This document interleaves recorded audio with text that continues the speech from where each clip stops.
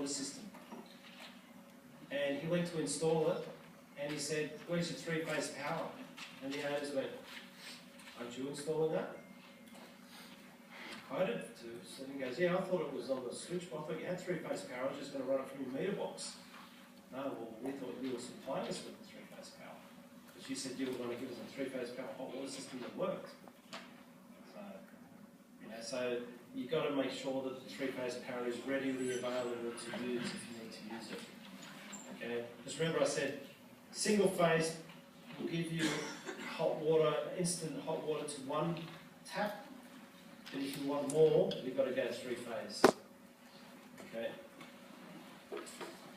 Okay.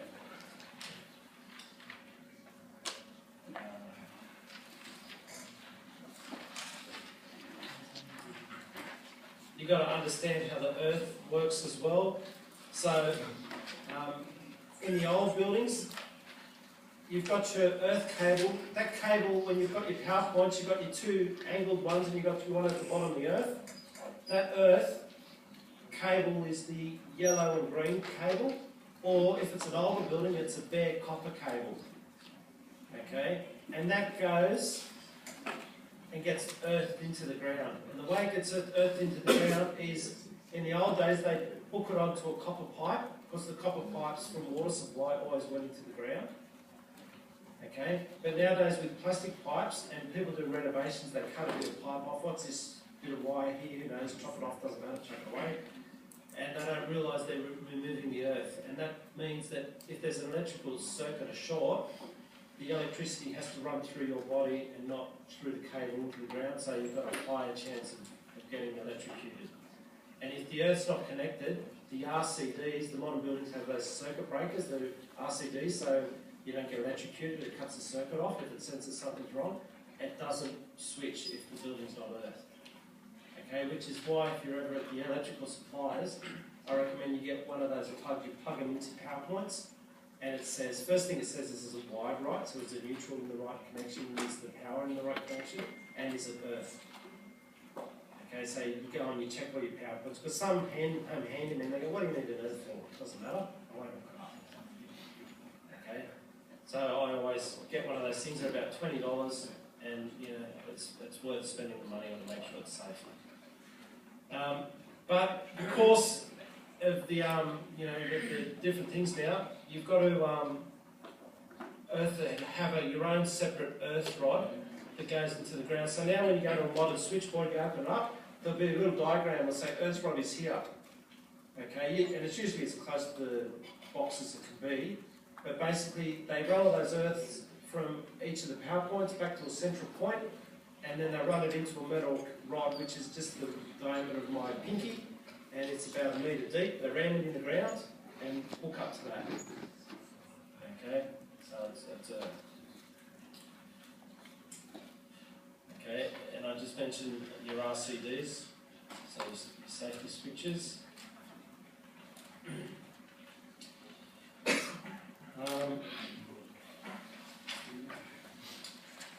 I love drawing.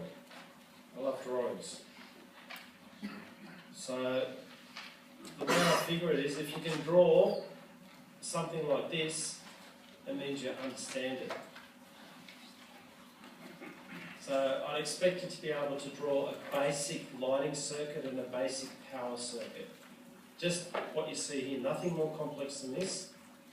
Okay, but just something like this. Okay, so there's your switchboard with your neutral and your live, going through the lights with the switches. If I can flick this, I would. Control Shift across. There we go. And then Control plus makes it bigger.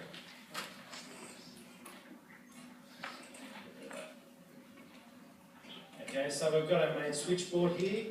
We've got our earth that's going into the ground. In the old days, you didn't have to earth light switches. Nowadays, you do. Okay, and basically, this is the neutral. This is the live power. So the power comes here, goes through the switch. The circuit comes up here, goes around here, goes here. Can't go any further. You flick the switch on, runs through here, goes through here, turns the light on. runs through there, back out here, and then runs out here and goes out. Okay? So what some people do is they stuff up and they flick this around the wrong way, so the power's actually running through the light, going to the switch, but then it's not continuing on. But there's actually electricity running through the light switch. So you're changing the globe thinking it's all safe, you stick your finger up in there and you get zapped. Because there's actually electricity running through there because I ran it the wrong way. So the electricity should always run through the switch first and then through the light fitting. Up and around and back out. And if you look at the diagram, it's pretty simple. You do that same diagram, you hop it along here, do exactly the same process again. And a two-way switch is quite simply two one-way switches. Okay? So if you want a two-way switch, cut that off there, get rid of that, and put this bit over there. Okay? And that's how your two-way switch works. So that's when you've got a light in the middle of the room and you've got a switch at two doors. Okay? So you have one switch at each door.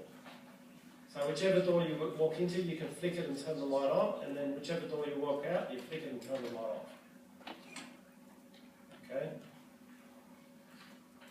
Okay, so light's important. Lights.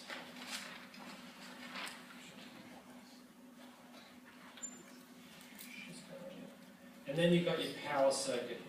I'd expect you to be able to draw a power circuit too. Again, pretty straightforward. I'd expect nothing more detailed than what you see on here. Okay.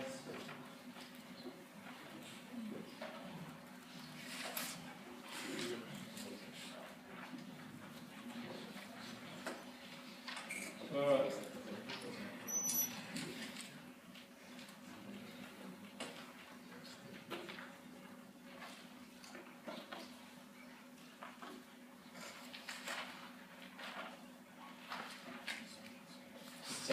Just have a squeeze over this stuff here.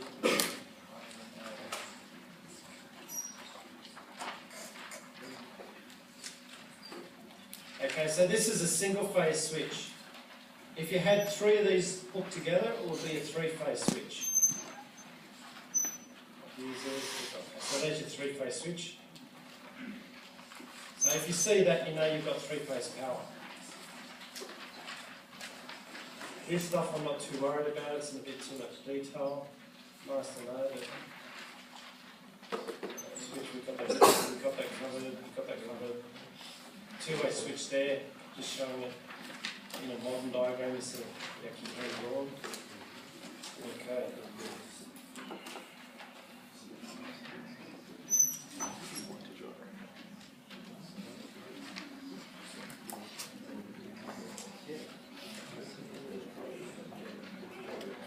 Why are most people changing to LED nowadays?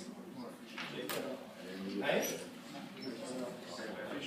So there's some big benefits with LED lights, which is why everyone's going to LED lights now.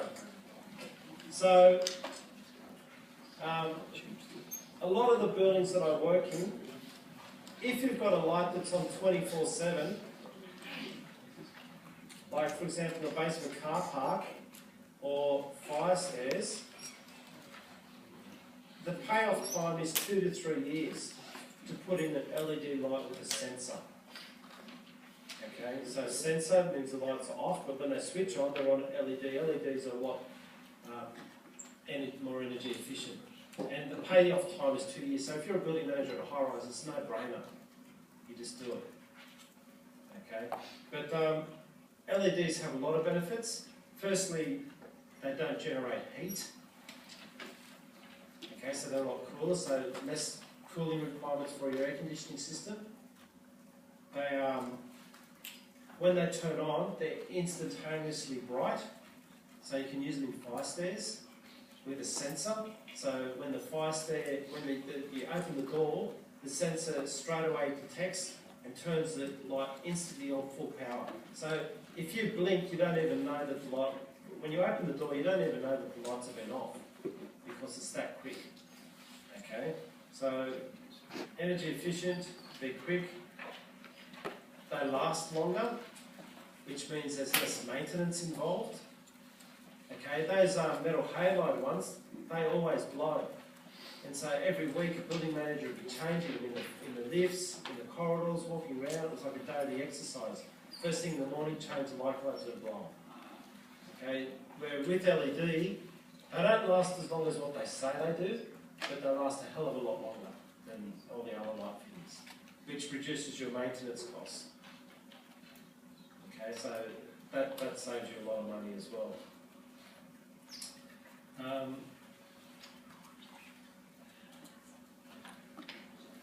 Yeah, so I think that's pretty much it for electrical. I've covered all the other topics. Okay, getting back to the exam, and I'll ask any questions about that. Yeah. So we need No, you don't need any. You don't need any formal drawing equipment, provided your hand is relatively steady, and you can draw a lighting circuit. You should be fine. And a lift and maybe a plumbing diagram. You should be fine. Do you need a calculator? No. Have I done any calculations? Yes, you did. Yeah, bring a sprinkler head as well. There's no calculations. I haven't done any calculations, so no need for a calculator, no need for a sprinkler head.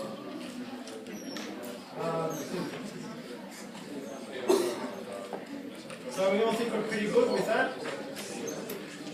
Okay, now the other thing I just want to make you aware of is, okay, I haven't got your service assignments back to you, but what I do have is marks and feedback, okay, which I've put online. So what I've done is,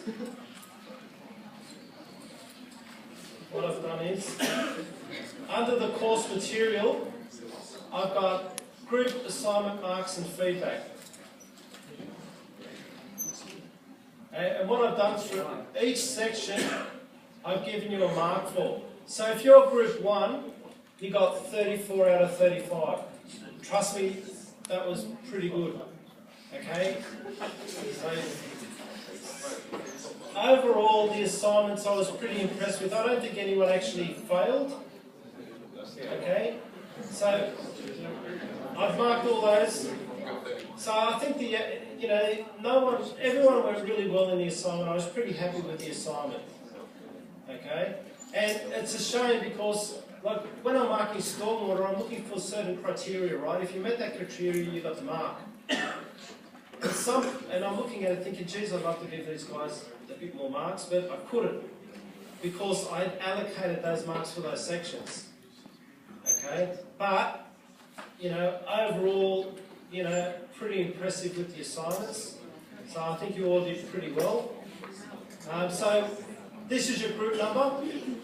So what I've done is, the other bit of info that I've got for you online is, just go back to it, is by student number. I've got your group number here, which is in italics.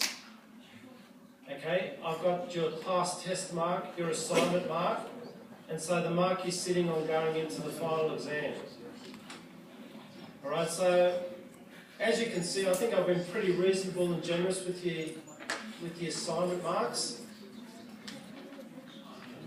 And there's one more page too. Okay, so if you're not on there, you might be on that page.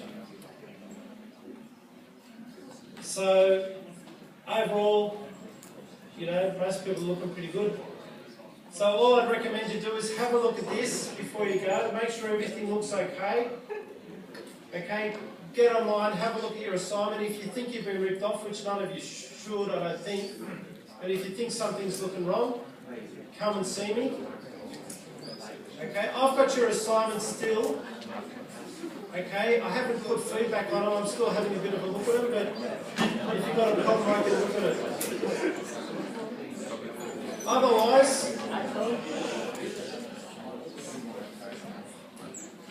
Otherwise, I reckon there's not much else I can do for you. And I'm happy for you guys to go, and I'll see you later.